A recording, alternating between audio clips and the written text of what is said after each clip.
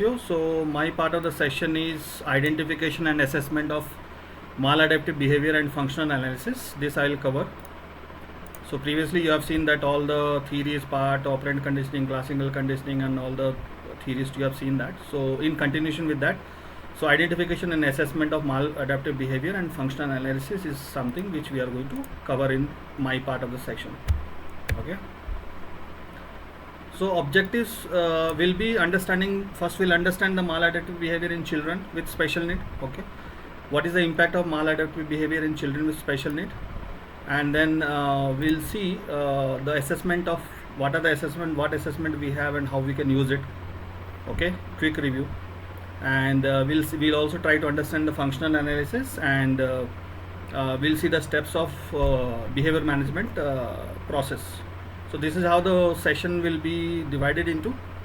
Okay, so understanding of maladaptive behavior is the first one which we are going to cover. So basically maladaptive behavior encompasses the range of actions which interferes with the child's ability to function effectively, okay, in their daily life, which is impacting their daily life, and in children with special need. The maladaptive behaviors can manifest like a repetitive behavior or aggression behavior or self-biting, self-injurious behavior. So it can be manifested in multiple forms. The most common thing is that you will see that repetitive behavior in autism, okay, aggression behavior, self-biting, harming, head banging. So these are the behaviors which actually interferes with their growth and development in their learning processes also. So these types of behavior is actually called as maladaptive behavior or problem behavior. Okay. Yeah. So these behaviors are often involuntary, like or driven by because of the sensory issues. So majorly you will find the children with special need will have a sensory difficulties. They wanted to communicate something, or they wanted to communicate because of the speech language issues or because of the sensory issues. Sensory issues is nothing but they are not able to process the information what they are receiving from the senses. So their brain is not able to make the meaning out of it. They don't know how to respond, and hence they will indulge into the problem behavior or maladaptive behavior in different forms. Okay, so overall these behaviors are often involuntary. In previous session also you have seen that for involuntary the classical conditioning is more often used to fix the involuntary behavior. Okay, so I'll just read this. These behaviors are often involuntary or driven by underlying difficulties in processing sensory information. I'm just trying to repeat the same thing what I have explained to you. Expressing the needs or understanding the social cues. Okay, maladaptive behaviors can be varying widely depending on the diagnostic condition of the child and the individual characteristics. Okay, so this is the definition of maladaptive behavior. Moving to the next. So some common types of maladaptive behavior which you will see: self-injury behavior. Okay, self-injury behavior such as head banging, biting oneself, hitting oneself, which can be way of child wanted to communicate. So majorly we'll see that child wanted to communicate something, they will indulge into this type of behavior of self-injury. Okay, or if they wanted to escape certain task, you will see that if child is going for occupational therapy and not liking the occupational therapy, the child will start biting therapist itself. Okay, basically they wanted to communicate that they don't want to continue with the therapy. Okay, so self-injury behavior is one form. Second one is aggression. Okay, children with special need may exhibit in aggressive behavior towards others, hitting, beating others, kicking, biting, often due to challenge in communications, frustrations, or difficulties with social interactions. Okay, so often you will find this type of behavior in classroom setting also. Child suppose don't want to listen to certain class. Okay, even in the normal children also you will find this type of behavior, and even the special children also in special school or inclusive setting you will find that if the child is not liking to attend certain activity or something like that, they indulge into the aggressive behavior, beating others, pushing others. Okay, repetitive behaviors. Many children with developmental disability engage into repetitive action like hand flapping. Very frequently you will see in the children with autism hand flapping, rocking the body. Rocking body is nothing but just rocking like that. Okay, or lining up to the objects, which can serve as a self-regulatory or sensory seeking purpose. So generally children will do this for a sensory seeking purpose, and may interfere with the learning and social engagement.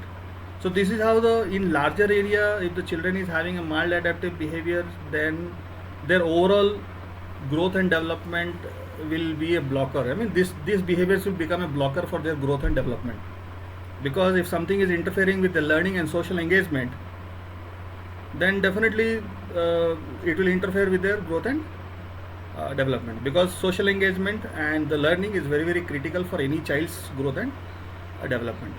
Okay, so more types of behaviors are there, but I have just categorized in this way so that to make it easy in this slide to understand. Okay, yeah, please confirm if I'm audible to someone. Please confirm me. Am I audible enough? Right. Am I very fast or slow? Moderate? Yes. Thank you very much. Because I am getting resound, that's why I'm asking you. Thank you. Right. So impact. Why we should know the impact of this type of behavior? Because we should know the severity, how this type of behavior can impact in their growth and development. And that's why we need to be very mindful, and we need to be prioritize, and we should be very mindful while creating the intervention program for the child. So that's why knowing the impact not only for therapists but also to the parents, for the parents, knowing the impact and understanding the impact is very critical. Okay, so right, so maladaptive behavior in children with special need can have profound impact, okay, on various aspects of their life, including learning, social interaction and daily functioning. So if anybody's these three areas are impacting, because if the child is not able to participate in learning activity just because of having, maybe because of aggressive behavior, maybe because of self-biting, self-injuries, if they are not able to participate to the full level, then definitely they will have the impact in their learning, growth and development.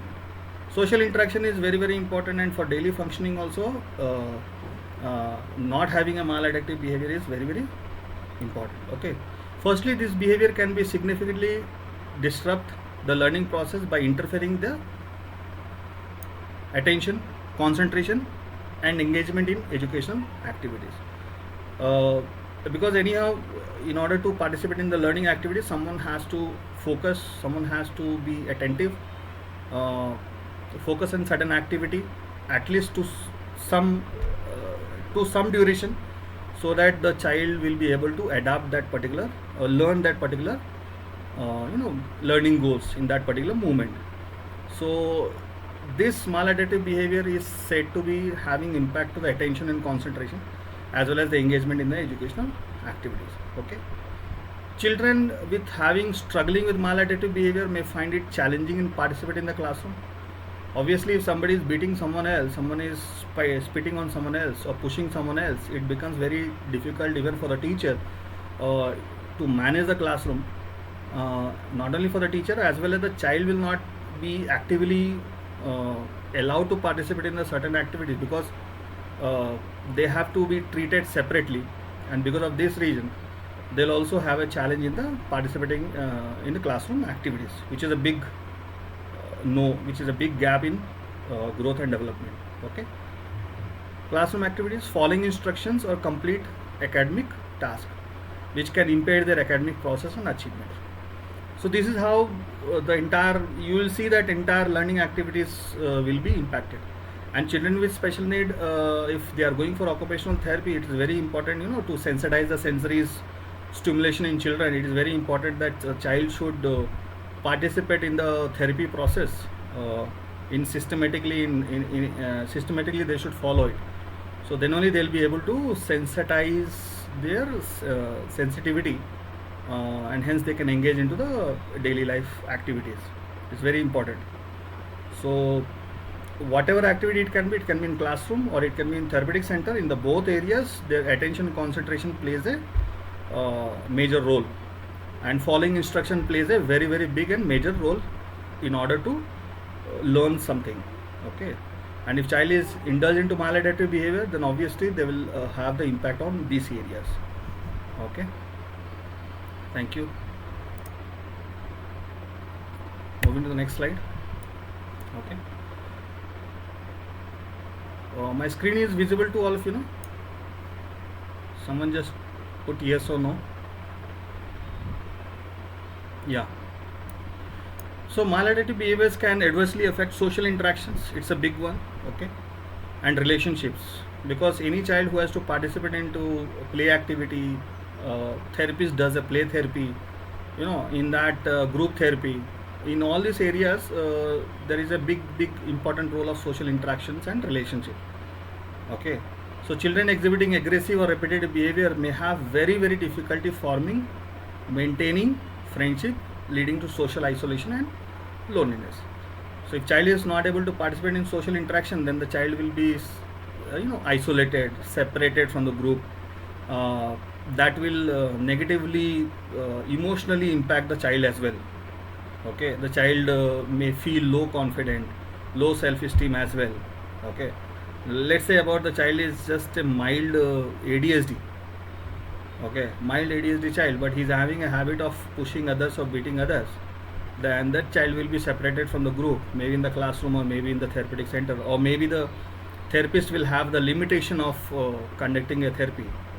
So when the child is isolated for this reason, then obviously they will see the world negatively.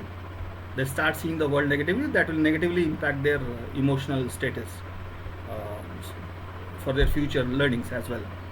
Okay, so this is very important that in order to maintain the social interaction, in order to improve the communications, attention and concentration, it becomes very critical, and hence every parents as well as every therapist should understand and make it as the important part of the therapeutic important part of the intervention process, and it is important to follow the process in order to fix it.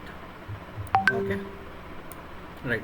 So this behavior can also strain relationship with family members, caregivers, peers, impacting the child's emotional well-being and overall quality of life. So overall, you'll see that the quality of life will be also impacted, because even the child is pushing someone else, beating someone else, they will also not be able to engage in their family relationships or family outing. They will not be able to engage, and they will not be able to actively participate. So there also they'll be isolated. Even some of the extended family will also not like to spend the time with the child like this. So that will also impact. Okay, so that's why it's very important in order to fix the identify the maladaptive behavior, rightly apply the process, and rightly strategize the intervention process. Okay, assessment. Okay, so now we have understood we have understood what is maladaptive behavior, we have understood impact. Now we'll see what is the assessment available. Okay, so basic MR part B. Basically we have basic MR part A and part B. Part A talks about the skill behavior, but basically part B is actually to identify the maladaptive behavior in children with special need. So it has a 10 domains. Overall it has a 10 domains, and 75 items are there. Okay, divided into 10 domains. I'll show you that 10 domains in the next slide. It was developed by the team of clinical psychologists NIPMED in the year 1992. Okay, this is applicable for the child between the age of 3 to 18 years. This is just a basic idea about this tool, basic MR part B, widely used tool. So this scale has almost covered all the maladaptive behavior, and it's a continuous process. You can use it for the assessment, screening assessment, and you can start the intervention program. Okay, so these are the domains: violent and destructive behaviors. Okay, total 75 items, as I told you.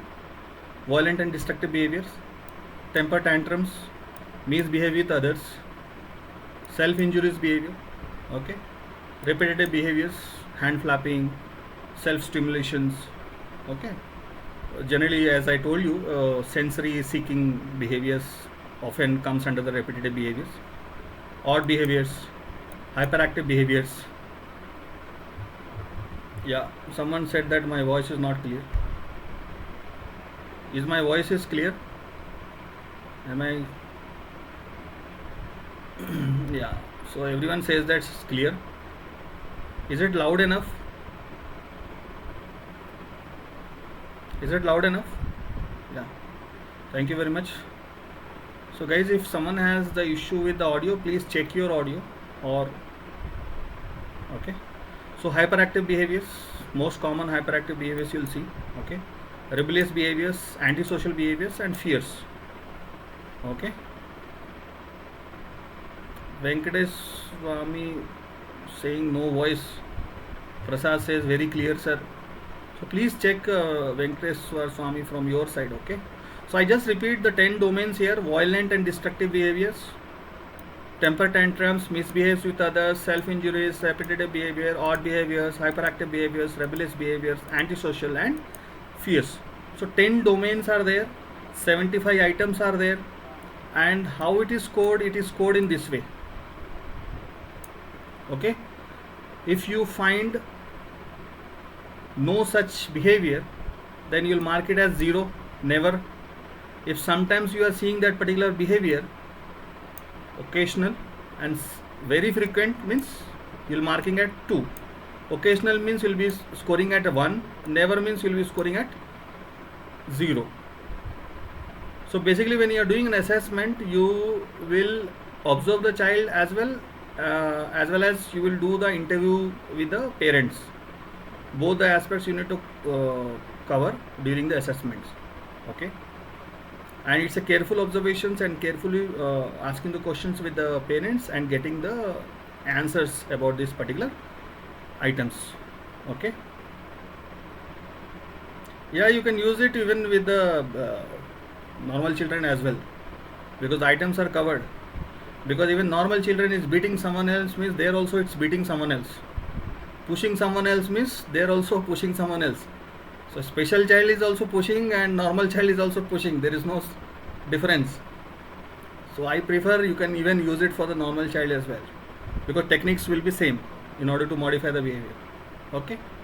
So someone asked this question, so I have answered this. So moving to the next slide, I'll show you how does this items looks like. Okay. So you'll see this, I'm just showing the example violent and destructive behavior. You'll see the items here, total 16 items in violent and destructive behaviors. Okay, the score is same as I told you. If it is never, just mention as 0. If it is occasional, mention as 1. Frequent means 2. It is very easy, the parents will easily say it's frequently happening, in a day 7-8 times happening, 5 times he'll go for play, all 5 times 4 times he'll beat others. So easily you can check, easily you'll get the answers on frequent. And if never also you'll get the answer easily, very easily. Only thing is that little bit observation you need to do, more questions you need to ask on when you are marking it as occasional and frequent. Okay. Some parents will confuse you between never and occasional, some parents will confuse you between occasional and frequent.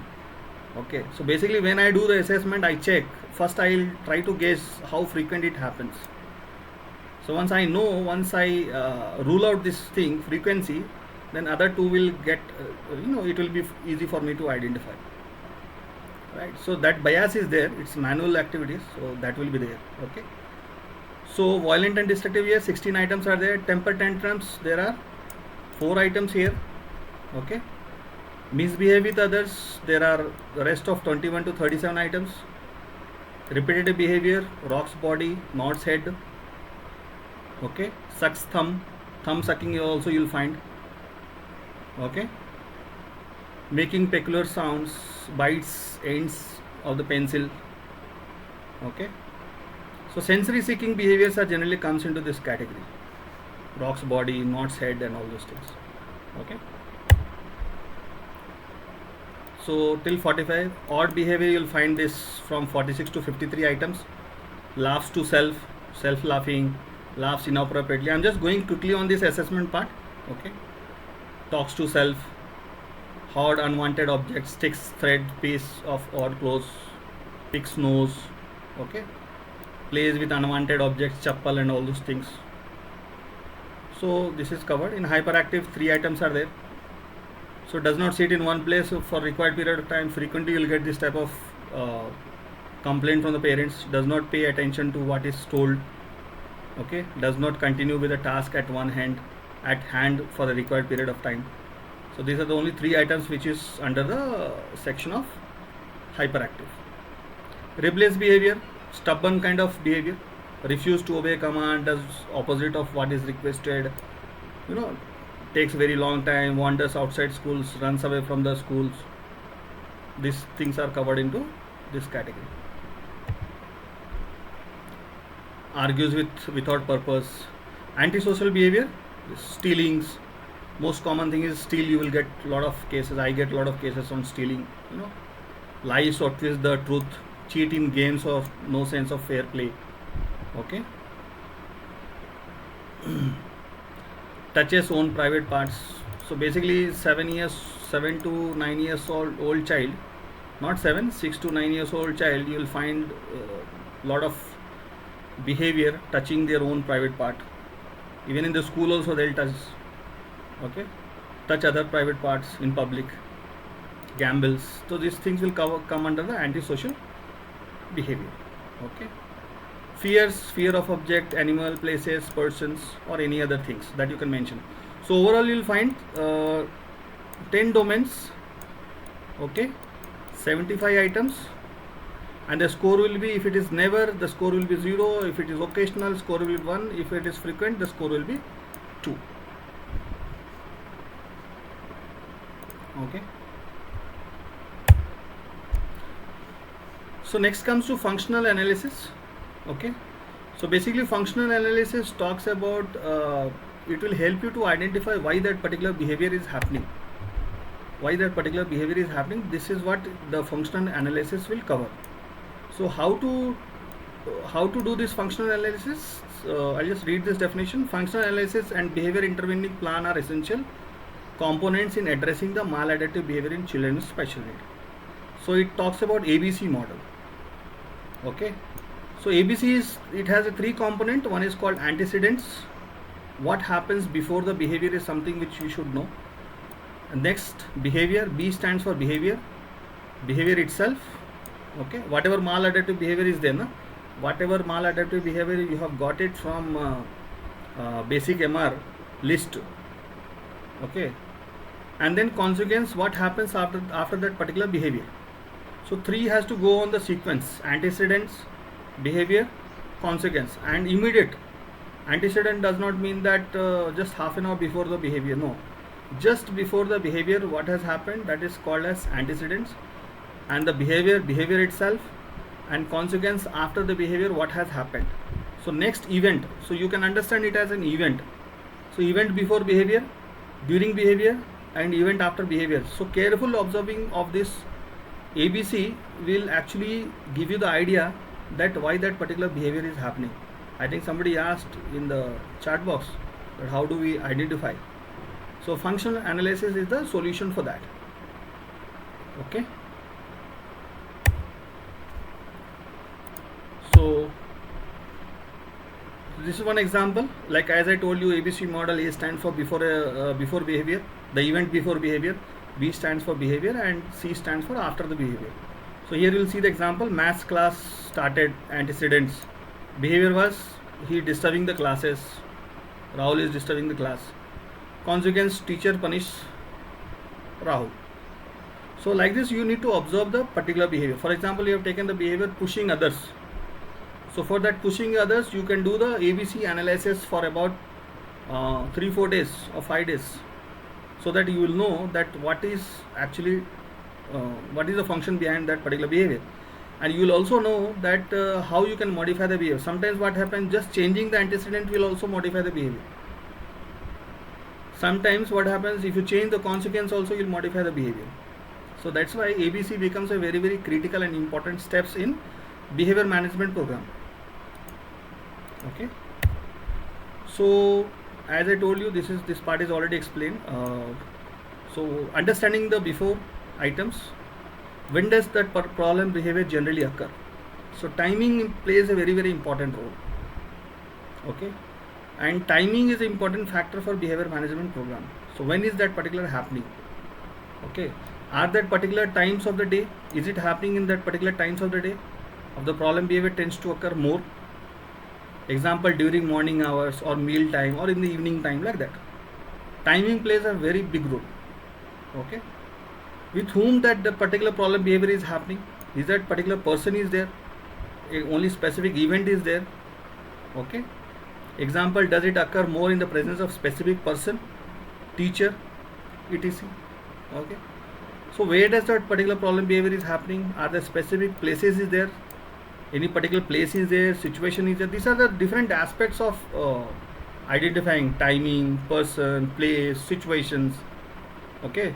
Example, in the school or playground or classroom or at home, or when the child is sitting alone. So generally repetitive behavior the child will do when the child is idle or just sitting alone. Okay. So why did that particular problem behavior occurs? This includes finding out what factors immediately led to that problem behavior. So understanding the antecedent is nothing but it will why that particular problem behavior has happened, because of X reason. Okay. Example, was the child told to do something? Was the child has asked to do something, some activity? Okay. Or was the child refused to do something before the occurrence of problem behavior etc. So that's why understanding the antecedent is not only just a second, here it's, I just want to erase this. So whenever you are trying to analyze the antecedents items, event items, you should always look at the timing, person, place, situations, with whom it is happening. So these are the 4-5 aspects which is very important and critical in order to identify the antecedents. It requires little bit practice, but once practice is done and once you maintain a checklist, once you maintain the checklist, then you will be able to easily identify the antecedents factors. Okay. Next, during the behavior. Okay. So how many times that particular problem behavior has happened? So analyzing during factor includes use of recording techniques to answer the following question. How many times it has happened? Okay. How long does particular problem behavior is happening? For example, beating others. For example, if I take hitting others, how many times he is hitting in a day? 7 times in a day. Monday 7 times, Tuesday 6 times, again Wednesday 3 times, again Thursday 7 times, like that. So you can take the average of that particular 7 days. Then you can say that the child hits X number of time in a week. So how long, second option is that how long does that problem behavior happening? How long means, suppose I am rocking my body like this. So how much duration I am rocking my body? If you have observed my behavior for 60 minutes, in that 60 minutes, how much, till what duration I am rocking my body? 45 minutes, 30 minutes, like that. You are observing me for 60 minutes, but in that 60 minutes, for how much duration I am rocking my body? Or suppose I am sucking my thumb. So till how much duration I am sucking my thumb? Right. So these things are very important when you are recording the behavior of the child. So you will get to know. You need to record in 2 forms, timing as well as duration. Okay. So generally for 1 week plan, everybody will record it. In 1 week, they'll take the average and they'll get one number. And on that particular number, they will work. Any therapist will work on that particular number. Okay. Right. Moving to the next slide. So understanding the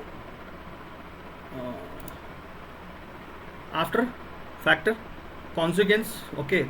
So after that particular problem behavior, after that particular maladaptive behavior, what has happened? Teacher has given the attention, or the child has removed from that particular activity, or the child has left alone, or the child has been isolated. Okay. So these things will cover these things. This understanding will come in the consequence factor. Okay, I'll just read for you. What do the people present in the environment exactly to do stop the specific problem behavior? Okay. So basically we need to work on the environment itself, because all the behavior management program you'll see, we have to modify the environment in order to customize the learning. Okay. So what effects does the problem behavior have on the given child or others? Okay. How is the child benefiting? This is also very important. How the child is benefiting or indulging in the problem behavior. Okay. So the analysis of consequence or after factors shows that every behavior of child is linked to its benefit. So generally you see what is benefiting the child. For example, 9 years old child will not know that this learning is for me only. They don't know that this learning is for me only. So that's why they'll escape from the event. Okay. So not learning is a benefit for them. Okay. So it is, so benefit, when I say benefit, it does not mean that what benefit understanding is by the therapist. So the benefit understanding is as per the client, as per the child. So what benefit the child understand is actually the benefit here. Okay. So if there were no benefits, the behavior would cease to occur. Behavior will not occur. Let us examine some factors of benefits which children seems to get when they indulge into problem behavior. Okay. Analysis of this factor will help you to understand the manage several behavior problem. So if you get a data of 1 week data, normally if you have a 1 week data, so you'll be able to identify what is benefiting the child. Okay. So antecedents, behavior and consequence factors is something which is very, very important in order to functional analysis the child. Okay. Functional analysis the behavior, sorry, not child. Right. Moving to next. So we'll see different function of behavior. Okay. One function of behavior is attention seeking behavior. You people already know that the children are great attention seeker. They always love to seek the attention of a specific person or a teacher. Maybe before the behavior they'll seek the attention, or after the behavior they'll seek the attention. But the biggest mistake the parents and teacher also do, that we will give the attention for the problem behavior and we will increase the problem behavior, and we don't give attention for the skill behavior. Okay. So attention is, you will get a frequent, once you start analyzing the condition, you will see the frequently you will find that attention seeking behavior, attention seeking factors are there. Okay. So I'll just read for you. So children are generally great attention seeker. For that matter, all of us to get attention from others. For example, the child makes faces at other children only to get their attention. Attention factors include providing any kind of physical or verbal contact with the children. Okay. Sometimes verbal repairments or commands of the teacher may work as attention factor for that given problem behavior. Okay. Some child will like that, if teacher say that don't do that, even the child will like that sometimes. Okay. So what child is liking and what is working as a attention factor is very, very important to identify. Okay. And this can happen only if you get the data. You will not be able to identify with 1 day data. You should have at least 6 to 7 days data to identify. Okay. Then only you can create the pattern. Basically what you are trying to do, you have to create the pattern. Once you create the pattern, you will understand that how that pattern is moving and where it is going. So once you know that, you will be able to identify. Okay. So other attention seeking behaviors include receiving pat, hug or smile. Okay. Sometimes the teacher is beating the child on the back. The child may like it. Okay. Sometimes even being able to get an eye contact. Okay. Or with a smile. Teacher must find out whether the particular problem behavior is occurring to get attention. It's very important. The teacher should know, or therapist should know.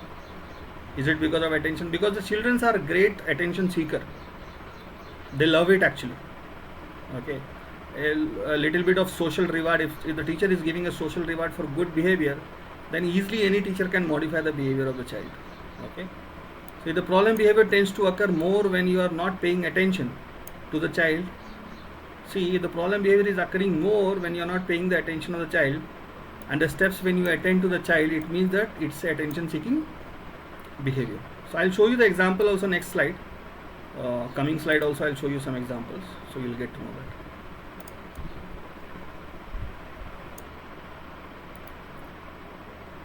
So whenever you are doing a behavior management therapy, you should always start with the attention factor, because most of the condition you will find the child is seeking attention, and that's why they are indulging into the behavior.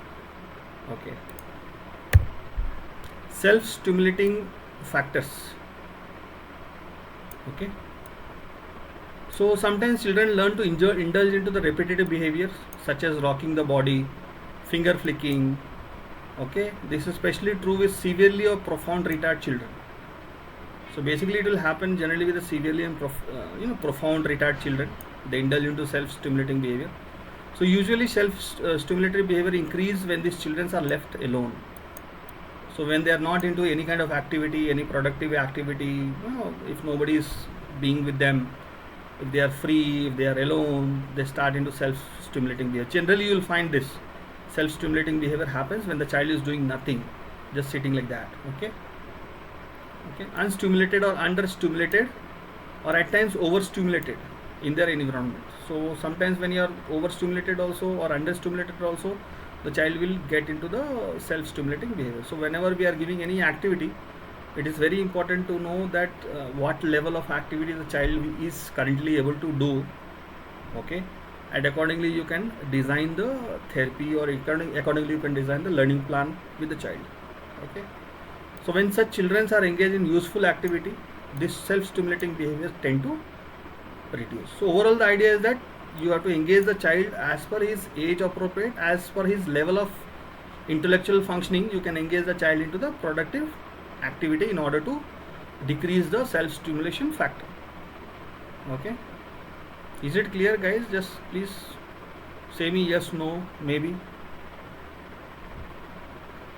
Yeah, so I'll just erase this part before going to the next slide, otherwise this will get saved in the slide, right? So next, the skill deficit. So skill deficit is nothing but if the child wanted to do something and he is not able to do because of his skill. For example, if he is not able to speak and he wanted to speak, or for example he wanted to participate in certain activity in a group but he is not able to participate because of his skill. Suppose the group of child is playing a football and he is not in the, because of his physical limitations, he is not able to play with that level.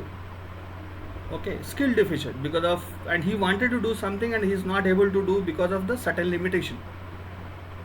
Okay, then he will indulge into some kind of problem behavior, that type, and that such thing comes under the factor of skill deficit factors. Okay, I'll just read here. Some problem behaviors in children occur due to skill deficit when the child has not learned to behave or respond appropriate ways. Okay, his problem behavior may be an indirect expression of underlying the skill deficit. So understand one thing, majorly maladaptive behavior is why? Because the child wanted to communicate something, escape from something, okay, wanted to ask for something. Okay, so then they will indulge into some kind of problem behavior. So skill deficit is one factor. If for example the child want a certain pencil from somebody else and he don't know how to communicate, he don't know how to ask, so he may grab pencil from the other child. If that other child is not giving him the pencil, he may push that child. So there are two maladaptive behavior has come here. So pulling the pencil and pushing the person. So he will learn that pulling the pencil, he will learn that from next time whenever he wanted something from somebody else, let us not try to ask, okay, and let's try to grab it. If he's not giving, let's push him. So behavior is learned, right? So that is because of skill deficit factors. Okay, for example, a child with poor communication skill who does not know how to say give me the ball, he may learn to get the ball from others by snatching it. Same thing. Okay, so I'm just erasing this part. Skill deficit is another factor. Okay. Escape. Most after attention seeking, you will find this functional analysis escape in the children with special needs. Escape is nothing but if somebody wanted to escape from that particular activity, particular event, or particular, the therapist is trying to do some kind of sensory activities, they wanted to escape, they'll bite the therapist, or they'll push the therapist, or spit on the therapist, or spit on the teacher or friends, in order to escape that particular event. The child will indulge into the escape aspects. Okay. So generally you will see if the child is going to the therapeutic center, he will not try to escape the activity after certain therapies. After a certain series of therapy, he will not try to escape the event because he knows that he cannot escape. But the same activity the parents are doing at home, the child knows how to escape from parents. So the child will misbehave at home with the parents in order to escape, and the parents will allow the child to escape. So the same child, same activity, when the therapist does, he will not be able to escape because he know that he will not allow to get out of that particular activity. But the same activity when the parent does, then he knows how to escape, and he will indulge into the problem behavior with the parents. So remember, problem behavior antecedents, it's happening, you should know the time, situation, parents, at what time it's happening. Okay, is my voice clear? Ekta Rawat is saying no sound. Someone please confirm. Yes, we can hear clear. Yeah, thank you very much. So escape is major. After attention seeking, I found escape one of the important. Most of the time I see that escape. So whenever I do the therapy, first I'll look for the attention seeking, and next I'll see for a escape thing. If the child is 8 years, 7 years or 8 years, and he is already going to the therapeutic center, already he has gone through certain intervention, he will become smart enough, he'll know how to escape. So we should know this. Okay, so I'll just read this for you. Many times children may indulge into problem behavior in order to escape a difficult situation. So difficult situation in the sense, again, it's not difficult for us, difficult for them. These types of words are very important. Benefiting to them, difficult situation for them. Okay, it may be get away from the specific person or activities like dislike. For example, whenever the teacher gives a task to the child to perform, he may start crying. Most common thing, crying, after which the teacher may withdraw the child from the activity. Okay, and next, hence the child will gradually learn to cry in order to get anything from that, in order to get away from that particular activity. If the child problem behavior increase in the presence of demand and stops when the demands are removed, it suggests that child is indulged into problem behavior to escape certain demands or particular situations. Okay,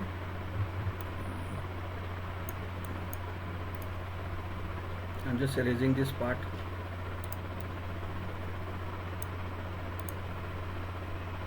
So escape is most common thing. You'll find it with the common children also. You'll find lot of cases you'll find on escape.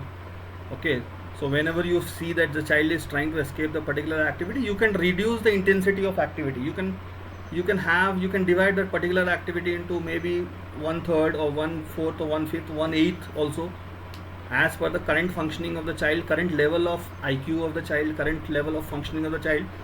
You can make that activity really very, very small as per the child's ability, and you can indulge the child into that particular activity.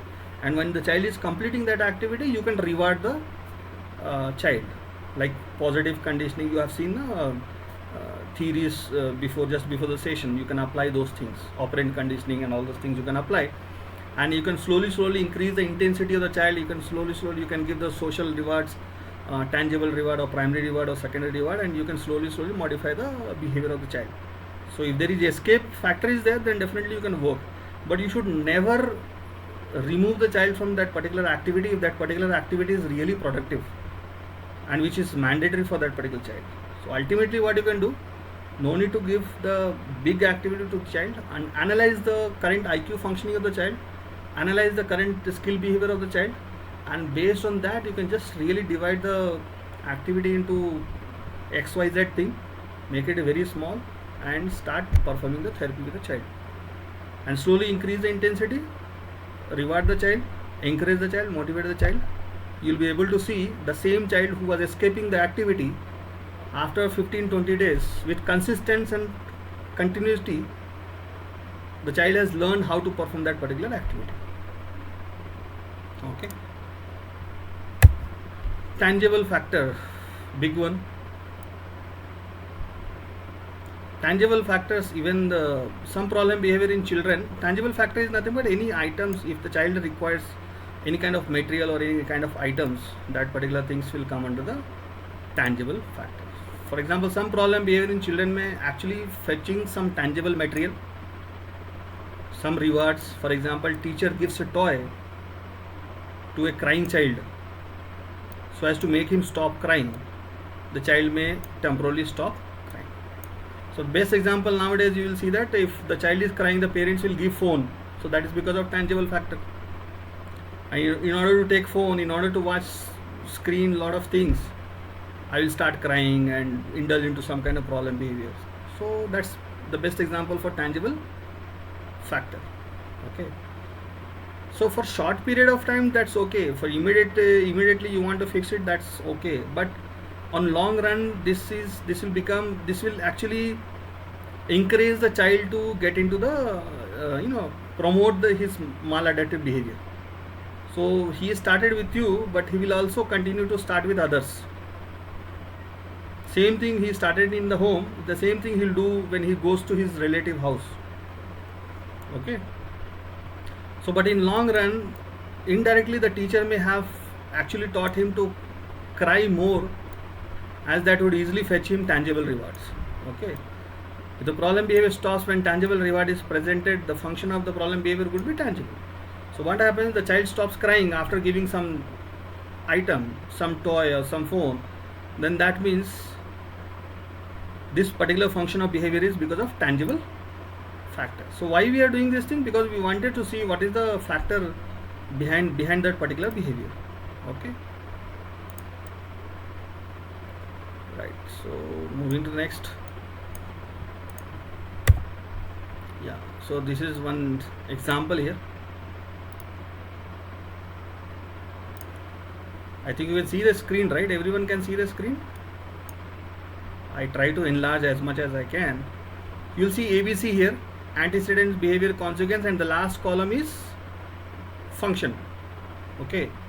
You see the first one here. So during lunchtime, while Mary is sitting alone in a corner, Mary rocks her body back and forth. This is the behavior. Consequence was no one bothers her and Mary continues to rock. So what function is happening here? Self-stimulation factor. Okay. Second one, Shashi is refused a toy by the teacher. Shashi bangs her head. The school ayah gives her the toy and Shashi stops banging her head. See, Shashi stops banging after getting the tangible item. Tangible. So the function of behavior is tangible. Teacher asks, third one. Teacher asks Vijaya to complete the task of coloring which she does not like. Vijaya throws the paper, throwing paper, pen, like that. Teacher stops asking Vijaya to complete that particular activity. It is because of escape. Next, Rashid's demand for the ball is turned down by the teacher.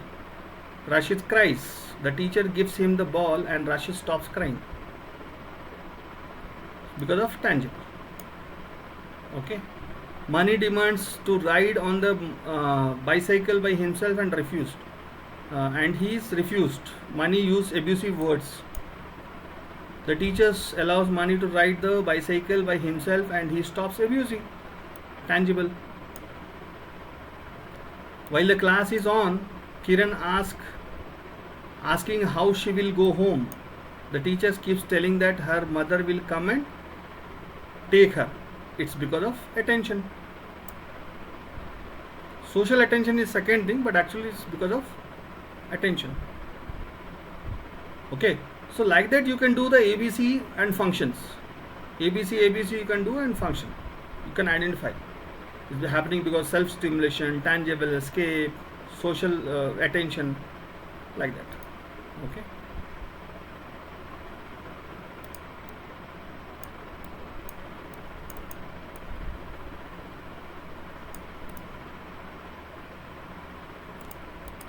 Next. So after all these things, we have identified the maladaptive behavior. We know the impact of the maladaptive behavior. We have done the functional analysis of the behavior. We have done the assessment of the behavior. Now we will be jumping on behavior management process. So there are steps already in previous slide also, session also, sir has covered this part. Okay, so these are the few steps overall, 8 steps. Identification of the problem behavior. So how you will identify the problem behavior? You will be identifying the problem behavior from the assessment. Okay, statement of problem behavior. So you need to write this entire sentence. Selection of problem behavior. You will be selecting, identifying the rewards. You will be recording the ABC. You will be doing it. Baseline of the behavior you will record. Then you will see the functional analysis why that particular behavior is happening. Then you will start developing and implementing. After implementing, evaluation. These are the 8 steps basically in the behavior management program. So identification of problem behavior means before you start the problem behavior, you will start,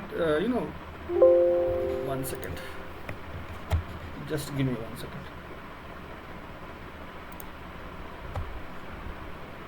Just 1 second. I need to charge the laptop.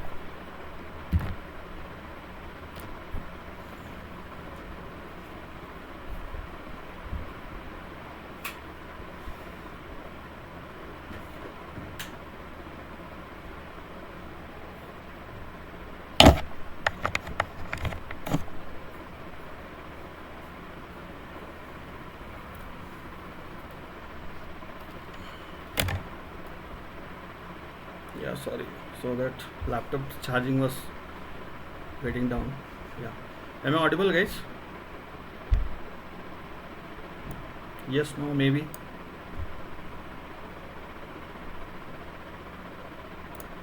Yeah. ठीक है.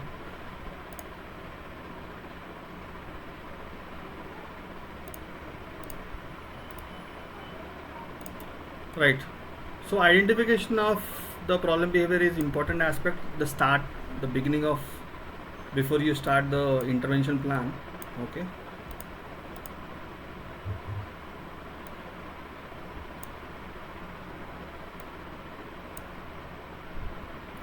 Yeah, identification of our behavior management in children must begin with the identity. This is the first step. You need to identify the problem behavior. It can be 3-4 problem behavior.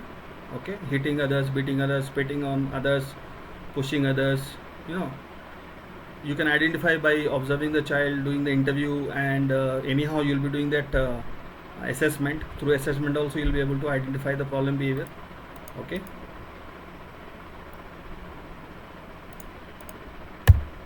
Next. 1 second. Resharing the screen. Yeah. I don't know what is this happening. Okay. Yeah, guys, I'm back.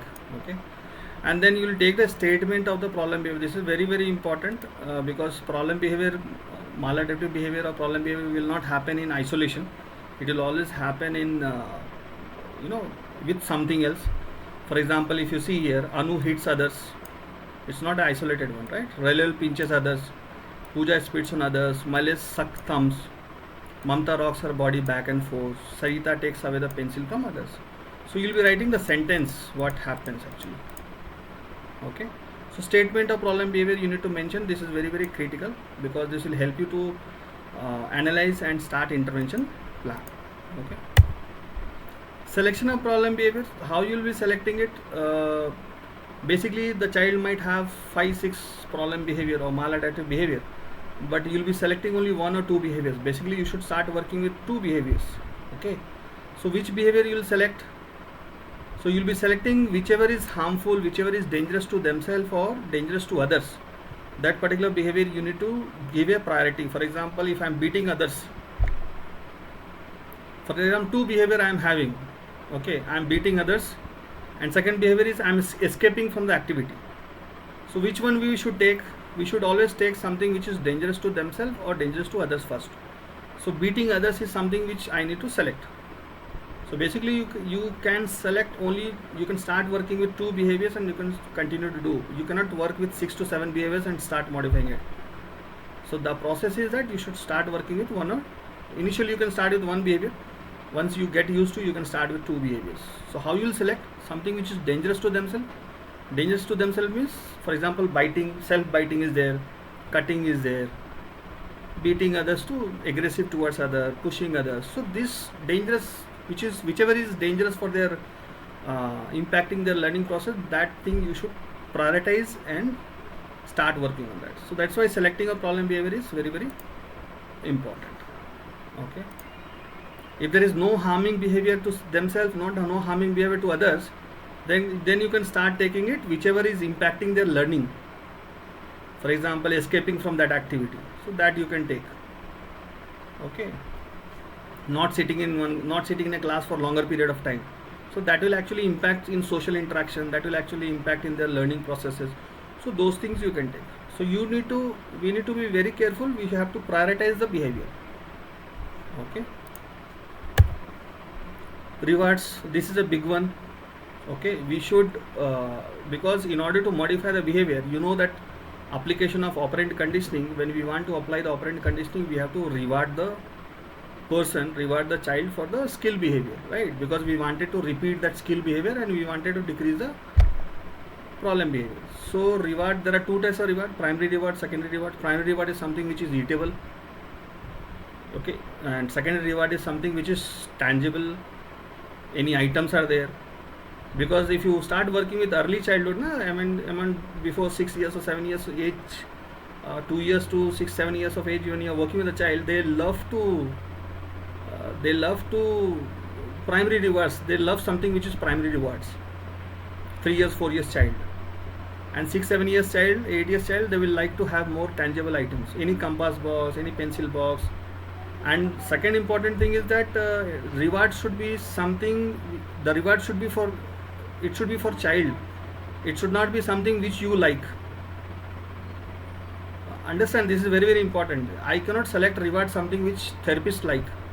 I should select the reward which the child likes. Okay. This is the same thing in behavior management program. Benefiting in the sense, not I feel what is benefiting the child. Benefiting in the sense what child's getting benefited.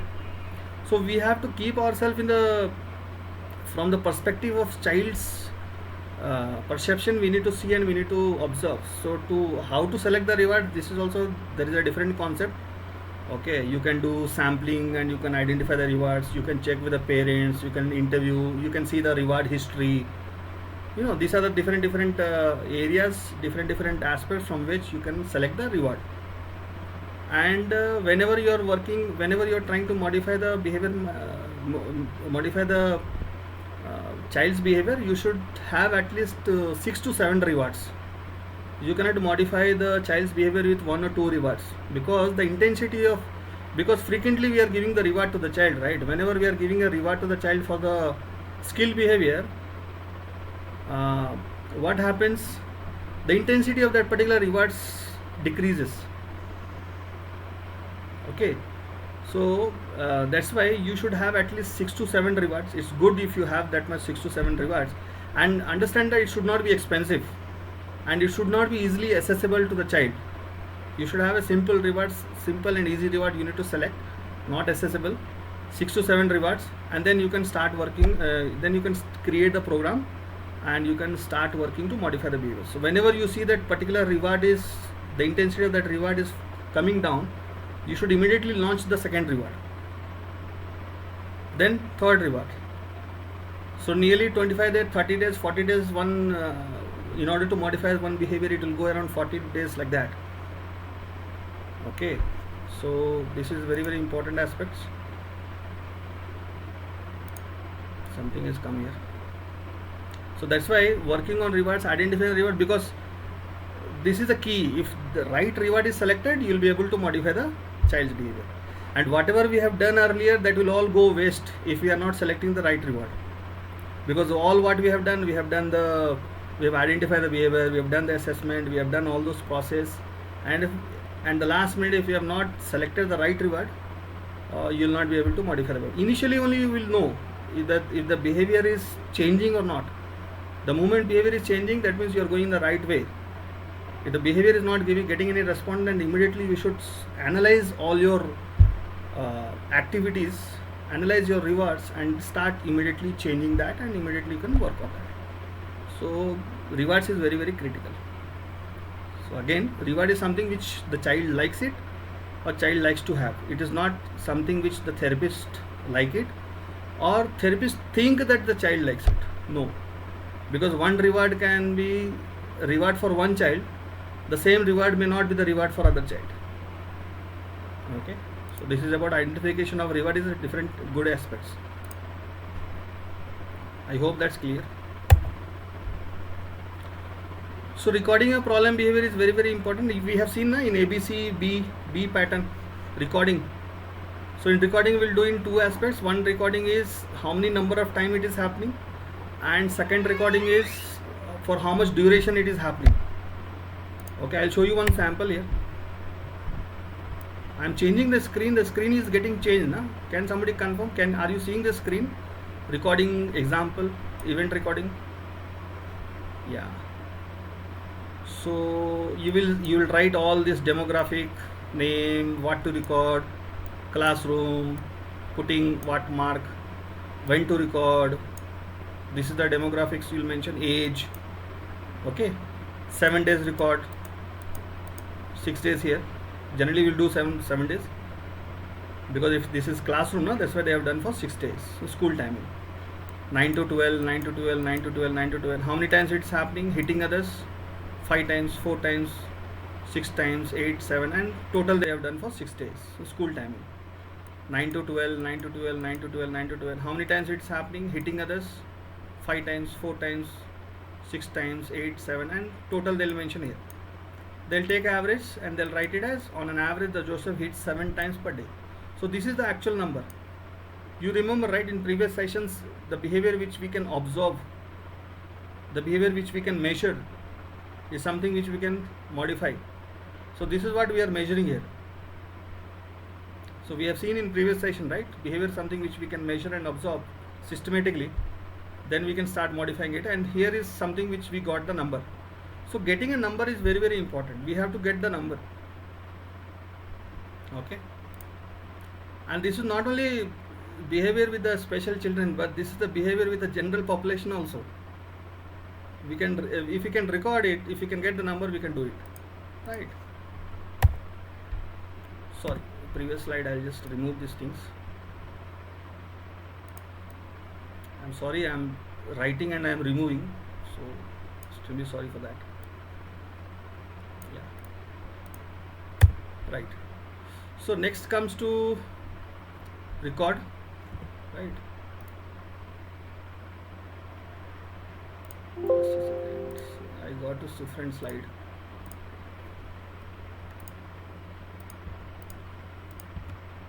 Yeah. Is the screen visible?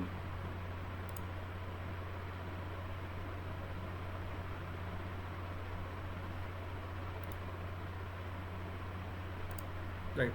So here also you will find demographics. Okay, and you are seeing whenever the Srikanth rocks his body. So number of days, timing, how much minutes you are observing the child, 60 minutes, and in out of 60 minutes how much minutes the child is rocking his body, right? You'll take the average and at the last you'll get a number. 43 minutes in an average he is rocking his body out of 60 minutes. Okay, so that's why you'll get the numbers like that. But remember that whenever you are recording, you should record for at least 6 to 7 days. If you are recording for school, classroom, it's hardly the classroom opens for 5 days or 6 days, accordingly you can record. But in home setting you're recording, you can record for 10 days like that. I think 7 to 10 days you'll get a good number, and that number will be more than enough to start working on the therapy. Okay, right. So after recording, the next steps you'll start the program. You'll development and implementation of behavior management program. You'll start it, because now you have everything. You have functional analysis, you have done the assessment, you have functional analysis, you have behavior factors. Okay, and then you have recorded the behavior. All these aspects you have. Now you can start working on the modifying the behavior.